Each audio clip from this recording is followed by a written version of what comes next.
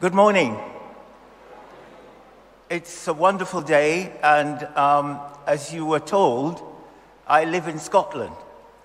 In fact, I live very near Edinburgh. And I took the train down yesterday, and I stayed overnight in Brixton, and I walked up to your church this morning. And thank you very much again for the kind invitation. Now, I know Brixton relatively well, because I used to travel from Highbury, where I lived, to where I worked in Redhill. So I used to pass through Brixton, but I'll mention that later on. But what I would like to start with today, I would like to start with my mother, because my mother came to this country in 1951. I stood on the docks in Jamaica and see her ship sailing away in 1951. And I did not see her again until 1955, when she worked from 1951 to 1951 to save my fare to bring me here. In fact, she left me with her sisters in Almond Town in Kingston. And her sisters, I can't even remember how many there were. The house was full of her sisters. And her sisters were strict disciplinarian. Children are supposed to be seen and not heard. You had to go to church 3 times every Sunday. That was compulsory. And if you didn't want to go to church for any reason, you had to take castor oil. Because you must be sick. And therefore, I was brought up in church. That's the basis of my education in Jamaica. So when I arrived in 1955 on my own, I traveled from Jamaica. I was 14 years old. And I traveled and I arrived at Liverpool in 1951 on the Ascania. And my mom was meeting me in Paddington. So I arrived in Liverpool. I had no idea where Paddington was. So I asked, and I got a train, met my mother in 1955 in Paddington. I didn't recognize her. She came up, and this woman grabbed me by the shoulder and said, "Come, boy, I'm your mother."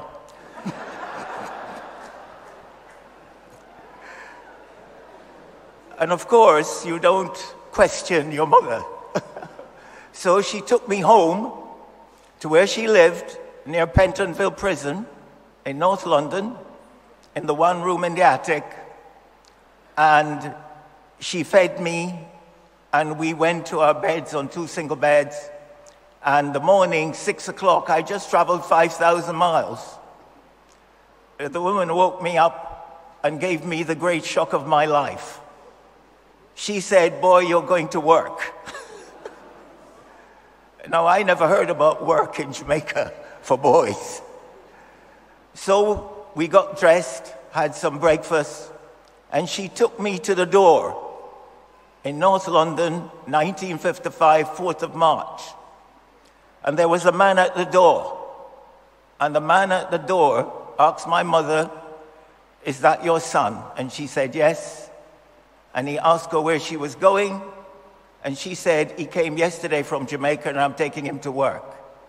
And the man said, "You can go to work, but he can't. He's not 15. I was 14 years and 11 months. The reason why I'm speaking to you today is that 1 month, because I had to go to school. And the first school she took me to in North London, they said I was educationally subnormal. I was ineducable. And therefore, I had to go to Shelburne Road Secondary Modern School. Shelburne Road Secondary Modern School was a secondary modern school at Nag's Head in London. And the headmaster took me, and I was very good at cricket. So I played cricket at my school, and I got picked to play for London. Within a month I was here, I was playing for London. And the local grammar school, Highbury, the headmaster rang my school and said he wanted me transferred because he needed a cricketer. So that's how I got into the grammar school in 1955 in London, 1955. And I will fast forward a bit because we don't have time. But I went to the grammar school. I left in 1958, got a job at London University as a technician in 1958. I had to walk through the Notting Hill Gate riots to get to work because the college was in Kensington. I left my first job and I got into Leicester University with the help of the professor. I got a degree in botany in 1964, came back to London, went to the Labour Exchange, and they gave me 2 jobs. After asking me what I could do, I said I had a degree. The guy turned around to his mate and said, "Here you are, this guy's got a temperature." They gave me 2 jobs. One was to peel potatoes in a restaurant, and the other one was in a betting shop. I took the job peeling potatoes at Beale's restaurant. And then I had 2 interviews. One with the second most powerful politician in Britain, and he told me to go home and grow bananas. I did point out to him it's difficult to grow bananas in Haringey. And I had a second interview in Edinburgh to do a PhD.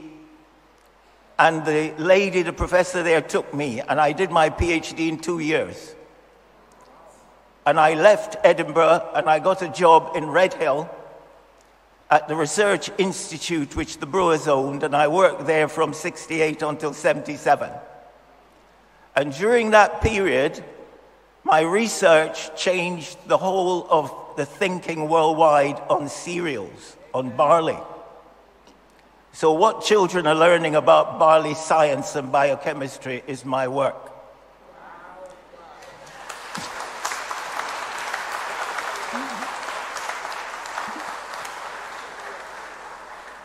And I use that scientific work to develop an industrial process called barley abrasion. So if you type in on your phone, barley abrasion, that's my development, and that was done in Surrey. And within 1 year of the research, Bass Charrington's Allied Breweries, Watney Truman's were using that process to process their malt. So the process is called barley abrasion, and that work was done in Surrey. I then went back to Edinburgh in 1977 to teach at the university. And I started teaching at the Heriot-Watt University in 1977. In 1985, the Guinness Company contacted me and said, "Professor, would we like you to go to Nigeria for us?" The Guinness Company, who owns Diageo, was having trouble in Nigeria.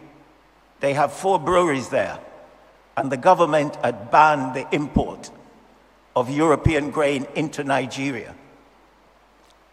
So Guinness said, could I go to Nigeria because of my expertise on cereals to see what I could do? And I went to Nigeria 4 times. And I advised the company they must use the local African grain to make their product because it is possible. And they did just that. And today, sorghum, the local African grain, is used all over Africa. All over Africa. It has transformed the lives of all the small farmers in Africa because the big company now buys sorghum, the local African grain. And when I was in India, I was there and they were discussing a group of people, what they should do with their product. And I advised them, and now that product is selling well in Britain, I'm told. And the product is called Cobra. So it was a Jamaican from Allman Town that got Cobra into this country.